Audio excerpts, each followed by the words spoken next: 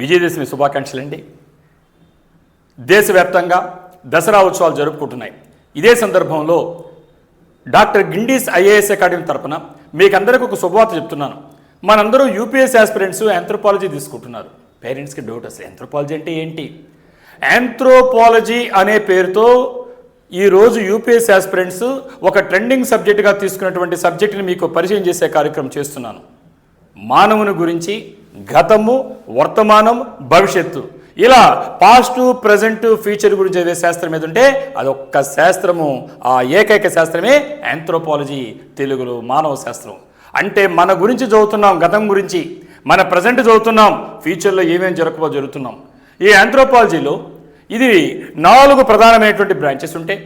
Physical anthropology అనే దాంట్లో మన టోటల్గా మన బాడీలో ఉండేటువంటి స్ట్రక్చరు, అనాటమీ, వీటితో పాటుగా అనేకమైనటువంటి డిసీజ్ వస్తున్నాయి. ఈ డిసీజ్ గురించి చదువుతాం. అలాగనే మనకు ఎలాంటి కాంప్లికేషన్స్ వల్ల ఎటువంటి సమస్యలు ఎదుర్కొంటున్నాయి, జన్యుశాస్త్ర ప్రభావం ఉన్నాయి, ఇవన్నీ కూడా చదువుతాం.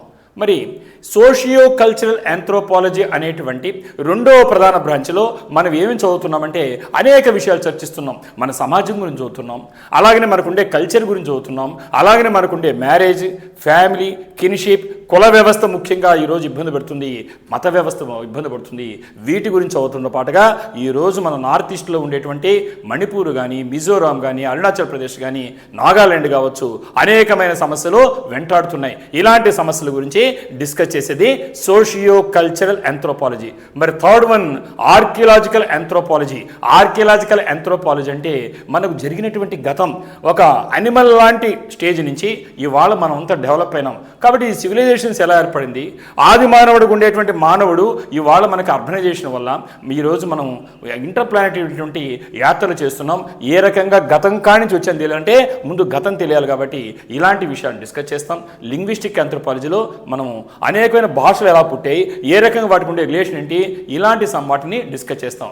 చివరిగా ఈ కనబడినటువంటి 5వ శాస్త్రమే అప్లైడ్ యాంథ్రోపాలజీ. అప్లైడ్ యాంథ్రోపాలజీ అంటే ఏ శాస్త్రం యొక్క లక్ష్యమైనా కూడా ఈ should be useful for the development and welfare of society. అలాగనే యాంథ్రోపాలజీ అంటే మానవుల గురించి. కాబట్టి ఇక్కడ అప్లైడ్ యాంథ్రోపాలజీలో ఇవాళ కూడా స్వాతంత్రం వచ్చి ఇంతకాలమైనా కూడా ముఖ్యంగా మన భారతదేశంలో ఈరోజు అనేకమైన సమస్యలు ఎదుర్కొంటున్నాం. ఇలాగ ప్రతి విషయాన్ని డిస్కస్ చేస్తుంది.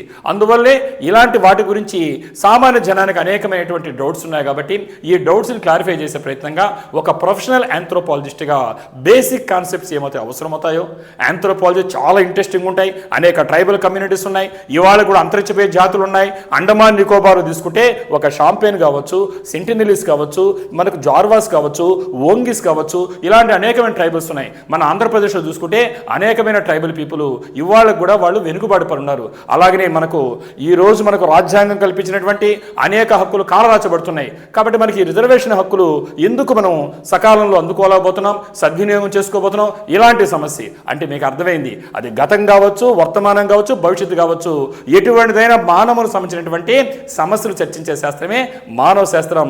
ఇలాంటి దాన్ని ప్రతిరోజు మనందరికీ పరిచయం కోసంగా మనందరి గురించి మనం చర్చిద్దాం. దాని పేరుతో విజయదశమి సందర్భంగా మీకు అందరికీ మానవ శాస్త్రాన్ని పరిచయం చేస్తున్నాను. వన్స్ అగైన్ అందరికీ దసరా శుభాకాంక్షలు.